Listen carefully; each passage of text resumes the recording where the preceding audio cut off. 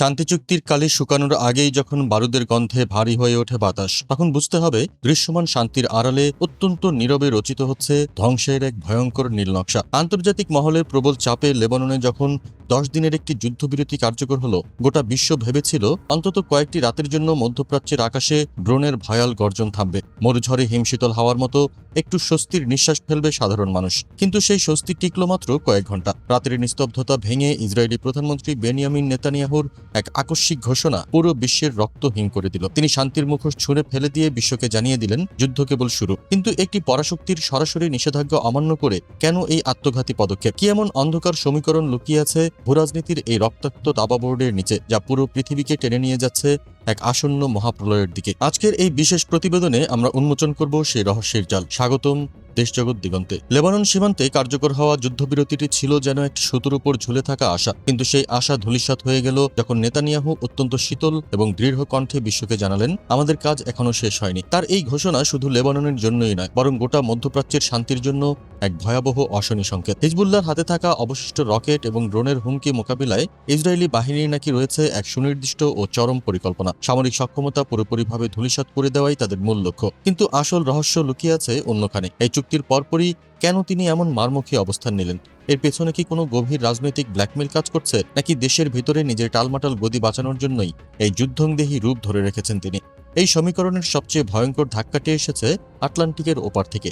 ইসরায়েলের সবচেয়ে বড় মিত্র, যে যুক্তরাষ্ট্র দশকের পর দশক ধরে তাদের অন্ধের মতো সমর্থন দিয়ে এসেছে, সেই মার্কিন প্রেসিডেন্ট ডোনাল্ড ট্রাম্প এবার যেন আগ্নেয়গিরির মতো ফুঁসে উঠেছেন। সামাজিক যোগাযোগ মাধ্যমে কোনো কূটনৈতিক শিষ্টাচারের তোয়াক্কা না করে তিনি সরাসরি লিখেছেন, এনাফ ইজ এনাফ। ইসরায়েলকে আর লেবাননে বোমা হামলার কোনো অনুমতি দেওয়া হবে না। যুক্তরাষ্ট্রের মতো একটি পরাশক্তির রাষ্ট্রপ্রধান যখন প্রকাশ্যে তার মিত্র দেশের প্রধানমন্ত্রীকে থামতে বলেন, তখন বুঝতে হবে ওয়াশিংটন এবং তেল আবিবের সম্পর্কের ফাটল এখন আর কোনো গোপন বিষয় নয়। ট্রাম্পের এই ক্ষোভ কোনো সাধারণ রাজনৈতিক বিবৃতি নয়, এটি মূলত একটি চরম হুঁশিয়ারি। পর্দার আড়ালে এমন কোনো গোয়েন্দা রিপোর্ট বা গোপন চুক্তি কি ফাঁস হয়েছে, যার কারণে ট্রাম্প বাধ্য হয়েছেন ইসরায়েলকে রুখে দিতে? প্রধান মিত্রের এই রক্তচক্ষু উপেক্ষা করে নেতানিয়াহু কি এই আত্মঘাতী পথে হাঁটা অব্যাহত রাখবেন, নাকি বাধ্য হয়ে পিছু হটবেন? ইসরায়েল যখন একদিকে হামাস এবং হিজবুল্লাহর মতো সশস্ত্র গোষ্ঠীগুলোর সাথে অনন্তকালের লড়াইয়ে ব্যস্ত, ঠিক তখনই তাদের সামরিক এবং গোয়েন্দা থিঙ্ক ট্যাঙ্করা ভবিষ্যতের নতুন শত্রুর মানচিত্র আঁকতে শুরু করেছেন। মধ্যপ্রাচ্যের ভূরাজনীতিতে এক বিশাল অকল্পনীয় পরিবর্তনের ইঙ্গিত দিয়েছেন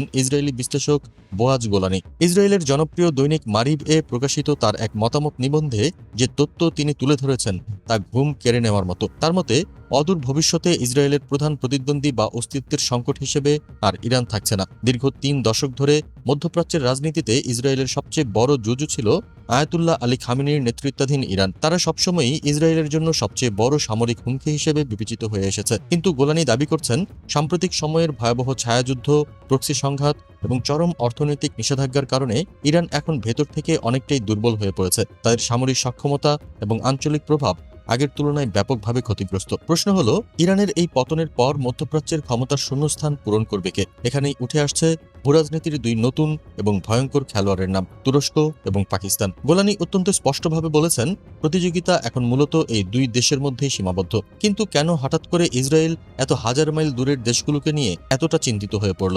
এর পেছনে রয়েছে এক অদৃশ্য হিসাব নিকাশ। প্রথমত, এই 2টি দেশই জনসংখ্যায় বিশাল এবং সুন্নি সংখ্যাগরিষ্ঠ, যা বৃহত্তর মুসলিম বিশ্বের সাথে তাদের এক গভীর মনস্তাত্ত্বিক সংযোগ তৈরি করে। দ্বিতীয়ত, তুরস্ক এবং পাকিস্তান উভয় দেশেরই রয়েছে অত্যন্ত শক্তিশালী, আধুনিক এবং সুশৃঙ্খল সেনাবাহিনী। তেল, অস্ত্র এবং বৈশ্বিক নিয়ন্ত্রণের এই অদৃশ্য দাবা খেলায় এই 2 দেশের সাথে যুক্তরাষ্ট্রের এক ধরনের কৌশলগত সম্পর্ক রয়েছে, যা ইসরায়েলের একচেটিয়া আধিপত্যের জন্য সবচেয়ে বড় কাঁটা। বিপদটা শুধু কাগজে কলমে নয়, বরং বিপদের আসল মাত্রা লুকিয়ে আছে এই 2 দেশের সামরিক সমরাস্ত্রের ভাণ্ডারে। প্রথমে তুরস্কের দিকে তাকানো যাক। ন্যাটোভুক্ত এই দেশটির সামরিক শক্তি এবং ড্রোন প্রযুক্তি আজ বিশ্বের যে কোনো আধুনিক সেনাবাহিনীর জন্য ঈর্ষণীয়। সাম্প্রতিক সময়ে গাজায় চলমান যুদ্ধ এবং বিশেষ করে সিরিয়ার আধিপত্য বিস্তারকে কেন্দ্র করে ইসরায়েল এবং তুরস্কের মধ্যে রীতিমতো স্নায়ুযুদ্ধ চলছে। প্রেসিডেন্ট রিসেপ তাইয়েপ এরদোয়ান আন্তর্জাতিক মঞ্চে ইসরায়েলের আগ্রাসনের তীব্র সমালোচনা করেছেন। পাল্টা জবাবে নেতানিয়াহু তুরস্কের বিরুদ্ধে কুর্দি নিপীড়নের অভিযোগ এনেছেন। বিশ্লেষকরা মনে করছেন, সিরিয়ার মাটিতে এই 2 দেশের দীর্ঘদিনের যে স্বার্থের সংঘাত রয়েছে, তা যে কোনো সময় একটি সরাসরি সামরিক উত্তেজনায়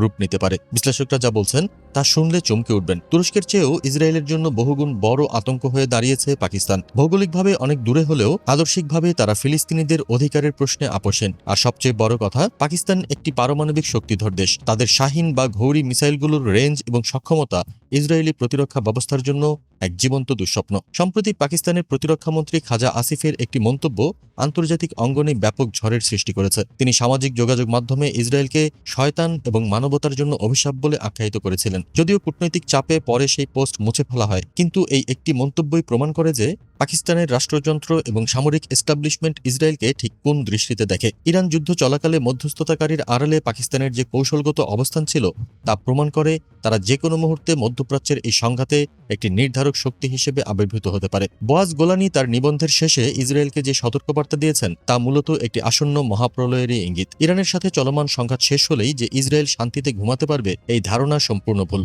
বরং ইরান অধ্যায় শেষ হলে ইসরায়েলকে এমন দুটি দেশের মুখোমুখি হতে হবে যাদের কাছে রয়েছে আধুনিকতম প্রযুক্তি, বিশাল জনবল এবং পারমাণবিক সক্ষমতা। কল্পনা করুন এমন এক পরিস্থিতির যেখানে লেবাননের যুদ্ধবিরতি লঙ্ঘনের ফলে যুক্তরাষ্ট্র তাদের সামরিক সহায়তা প্রত্যাহার করে নিয়েছে, আর ঠিক সেই মুহূর্তে সিরিয়ার সীমান্ত দিয়ে তুরস্কের অত্যাধুনিক সামরিক বাহিনী এবং পেছন থেকে পাকিস্তানের কৌশলগত সমর্থন ইসরায়েলের দিকে ধেয়ে আসছে। এটি আর কোনো প্রক্সি ওয়ার থাকবে না, এটি রূপ নেবে একটি সরাসরি এবং বিধ্বংসী বিশ্বযুদ্ধে। গোলানের ভাষায়, তুরস্ক বা পাকিস্তান যাকেই ভবিষ্যৎ শত্রু হিসেবে বেছে নেওয়া হোক না কেন, এই সিদ্ধান্তটি আর ইসরায়েলের হাতে নেই এবং এই উভয় বিকল্পই তাদের জন্য প্রায় সমানভাবে খারাপ এবং ভয়ঙ্কর। মধ্যপ্রাচ্য এখন এমন এক জ্বলন্ত আগ্নেয়গিরির শিখরে দাঁড়িয়ে আছে যার একটিমাত্র স্ফুলিঙ্গ পুরো মানব সভ্যতাকে তৃতীয় বিশ্বযুদ্ধের অন্ধকারে নিক্ষেপ করতে পারে। বিশ্ব রাজনীতির এই রোমহর্ষক মোড় এবং ধ্বংসের এই নতুন সমীকরণ নিয়ে আপনাদের কি মতামত? নেতানিয়াহুর এই জেদ কি মধ্যপ্রাচ্যকে সত্যিই পারমাণবিক যুদ্ধের দিকে ঠেলে দেবে? আপনাদের মূল্যবান চিন্তাগুলো আমাদের কমেন্টে জানান। আন্তর্জাতিক অঙ্গনের এমন অজানা, ভয়ঙ্কর এবং রহস্যময় খবরগুলোর চুলচেরা বিশ্লেষণ পেতে সাবস্ক্রাইব করুন দেশজগৎ দিগন্ত। সত্যের সন্ধানে চোখ রাখুন দিগন্তের ওপারে।